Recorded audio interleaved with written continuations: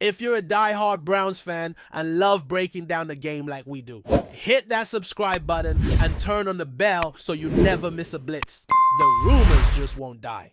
Despite the Cleveland Browns having what appears to be a full quarterback room, the name Kirk Cousins continues to hover over Berea like a storm cloud refusing to move. It's been over a year since Cousins was benched in favor of Michael Penix Jr., even after signing a colossal $180 million deal with the Falcons. Since then, speculation has never really stopped, and now it's flaring up again, this time thanks to Bleacher Report's Brent Sobleski. According to Sobleski, Cleveland still makes a lot of sense as a potential landing spot for the veteran quarterback. And yes, this is despite the team having 4 signal callers currently vying for time.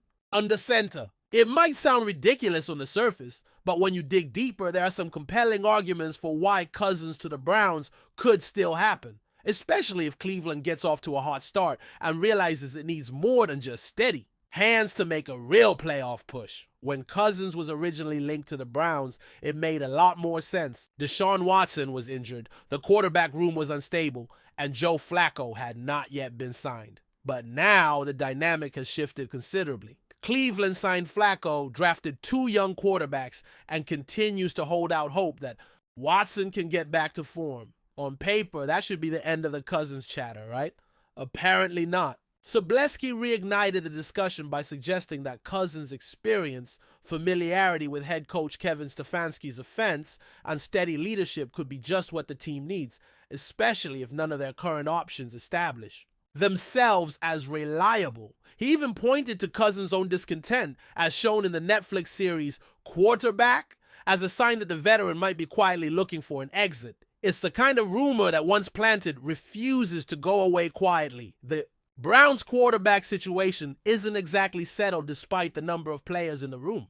Flacco is 39 and no long-term solution. Watson has serious questions surrounding his ability to stay healthy and perform at the level that once made him a Pro Bowler. Then you have 2 rookies, one who may have potential but is completely unproven at the NFL level. That's why the Cousins talk, while still mostly speculative, hits a nerve. There's an argument to be made that Cleveland has quantity at quarterback but lacks quality. And if Cousins is healthy, and that's a big if, he could very well be the best of the bunch. That's the case Sobleski made, emphasizing how uncertain the future looks for the Browns at the position and how Cousins could provide a temporary bridge or even surprise them with a strong campaign. The Stefanski-Cousins connection is also a major factor fueling the speculation.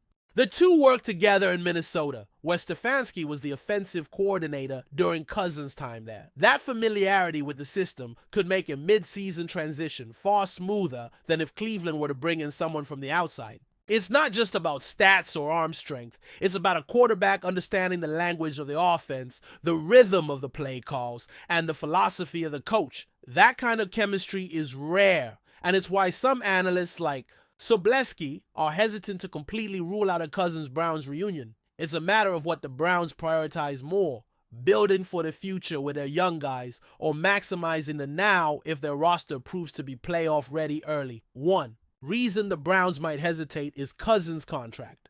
The $180 million figure is intimidating, even if Atlanta is reportedly willing to eat most of that cost to facilitate a trade. Cleveland has shown a willingness to spend when they think it's worth it. See Watson's deal, but going all in on another expensive, potentially injured quarterback might be a bridge too far. They've already made that gamble once and have yet to reap the rewards. Adding Cousins, even at a reduced cost, means tying more of your cap and more of your team identity to another aging veteran with question marks. That's a hard sell, especially when you've got young players in the pipeline who need reps to develop and prove themselves. From a roster building perspective, it makes more sense for Cleveland to roll with Flacco to start the year and then transition to one of the rookies once it becomes clear how the season is trending. Cousins may be an upgrade on paper, but is he a significant enough upgrade to move the needle? That's the million-dollar question. If Flacco can give them decent play and Watson's situation remains murky, then giving reps to the rookies makes more sense long-term. Unless Cleveland finds itself 6-2 midway through the season and knows it needs a stabilizing force under center to really contend. Trading assets, even minimal ones for Cousins, may just be unnecessary noise. The cost-benefit calculation doesn't lean convincingly in Cousins' favor unless everything else lines up perfectly. And then there's the injury history.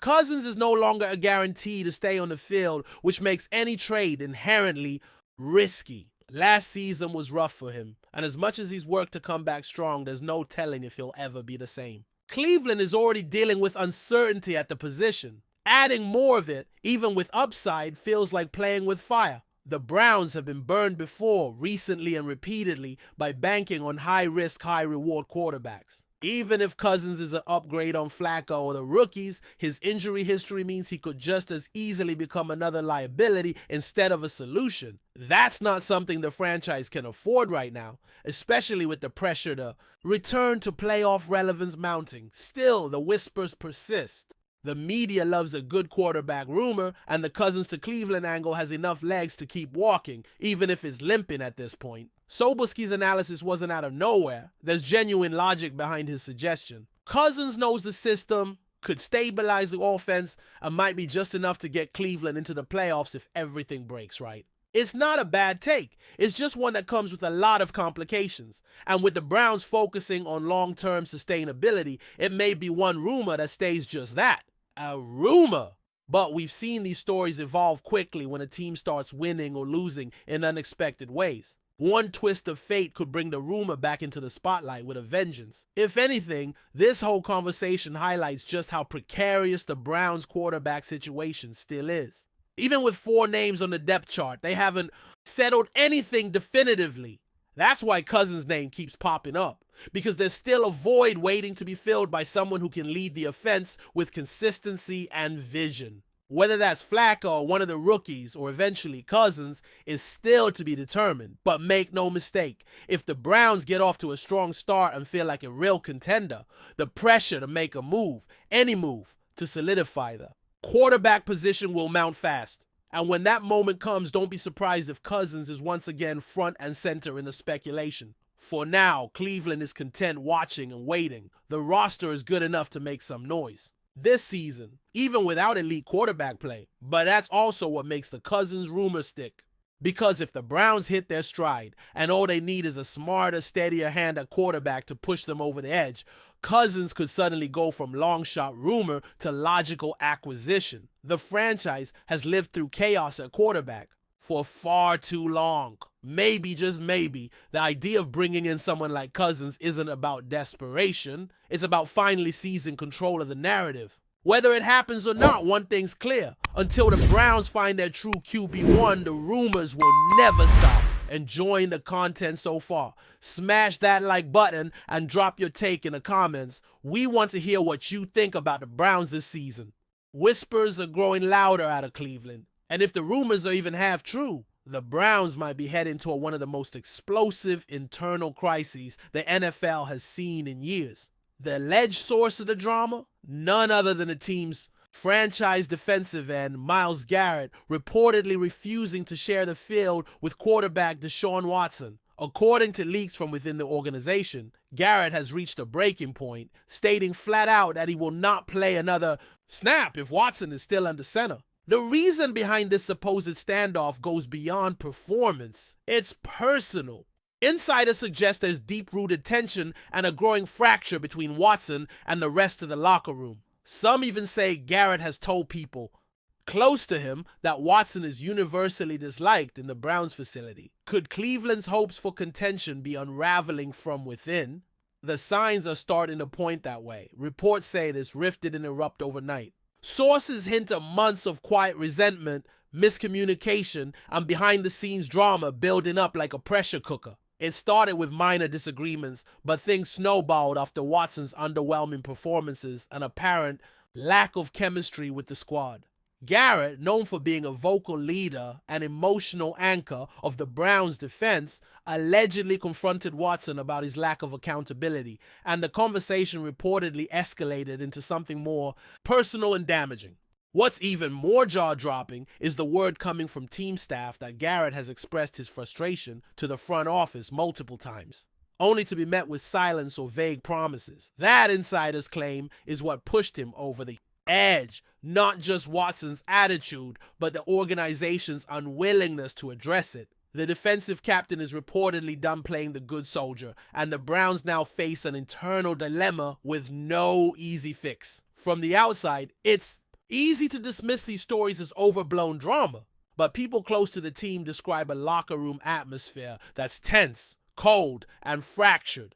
Several unnamed players are allegedly siding with Garrett, silently backing his stance while keeping their own frustrations bottled up. One player, speaking anonymously, said, "It's not just Myles. Watson lost his locker room a long time ago." That's a chilling statement for any franchise trying to maintain stability. There are even rumors that certain veterans have been going to position coaches and coordinators with their own complaints about Watson, ranging from leadership issues to trust concerns on the field. And while none of this has been officially confirmed, the sheer volume of smoke suggests that something is definitely burning behind the scenes in Cleveland. If Garrett is indeed drawing a line in the sand, this could be the spark that blows the situation wide open. What makes this order more shocking is how vital both Garrett and Watson are to the Browns' future, at least on paper.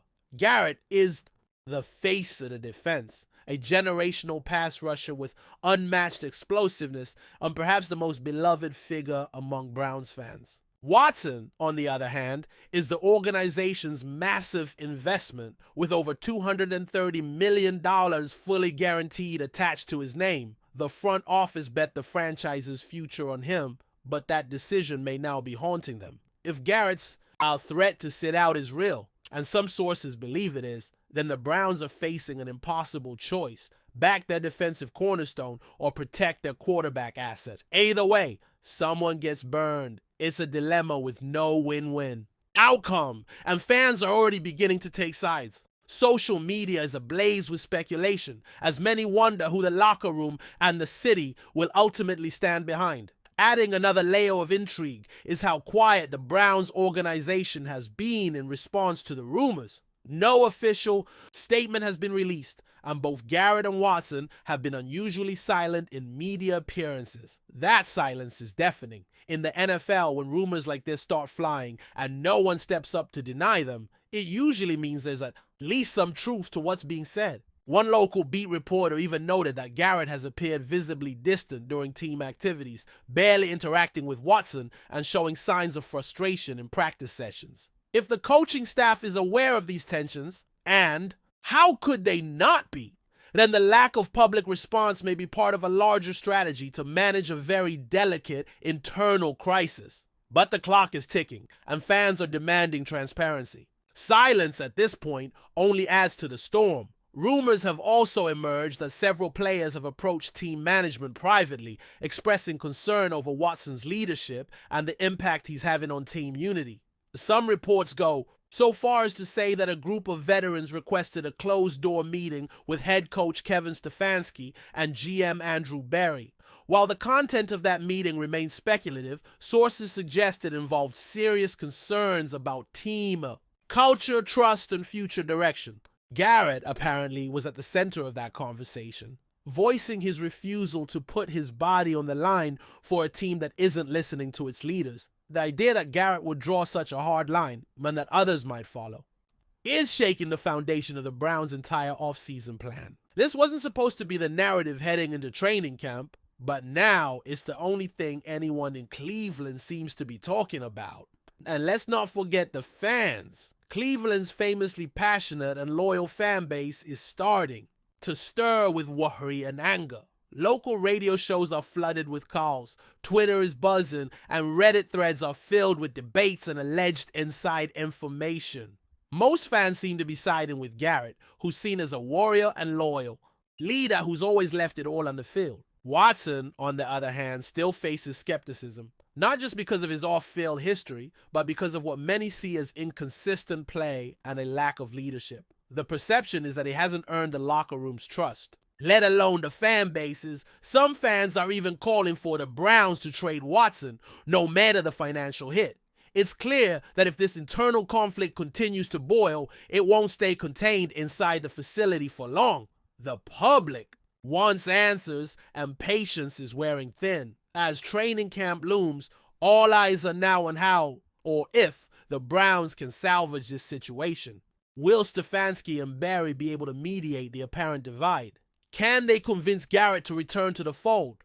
Or is this the beginning of a full-scale implosion? The Browns have long battled a reputation for instability, and just when it seemed like they had turned a corner, this crisis could drag them right back into chaos. The worst-case scenario? Garrett demands a trade, Watson continues to struggle, and the locker room turns toxic. Even if some of these rumors are exaggerated, the overall tone coming from Cleveland suggests a team dangerously close to a meltdown. Unless something drastic changes, and fast, this could become one of the most talked about disasters in recent NFL memory, and if that happens, there will be no shortage of people saying they saw it coming. Behind closed doors, some insiders believe the Browns may already be exploring exit strategies. There's speculation that front office executives have quietly gauged trade interest for Watson, just in case they decide the locker room is no longer salvageable. Of course, moving on from a contract that massive would be nearly impossible without absorbing historic dead cap hits. But that might be the price the Browns have to pay to keep their roster and their star pass rusher intact. Other sources claim Garrett has no interest in going public yet, but if the organization doesn't act soon, he may be willing to force their hand. It wouldn't be the first time a franchise player took a stand like this, but it's rare and risky. Still, Garrett is reportedly confident in his leverage. After all, he's been the Browns' most consistent force since he was drafted. If he's done, things will get messy fast. For now, everything remains in rumor territory, but the intensity of the chatter around Berea cannot be ignored. Whether it's smoke or fire, the implications of this potential standoff could reshape the Browns' future in dramatic fashion. Is this the beginning of a mutiny? Will Garrett really sit out? Or is this a ploy to shake things up internally?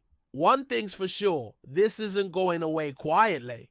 The NFL world is watching closely, and unless Cleveland finds a way to fix the fracture, it won't be long before what's whispered behind closed doors becomes shouted from every major sports outlet. And if that happens, the fallout won't just be about a quarterback or a defensive end. It'll be about culture, leadership, and the Browns' ability to handle pressure at the highest level. Stay tuned because this story is far from over, and it might only be getting started. Thanks for riding with us on another Browns Blitz. If you liked the video, share it with a fellow fan, hit subscribe, and ring that bell so you're always part of the Dawg Pound conversation. Go Browns!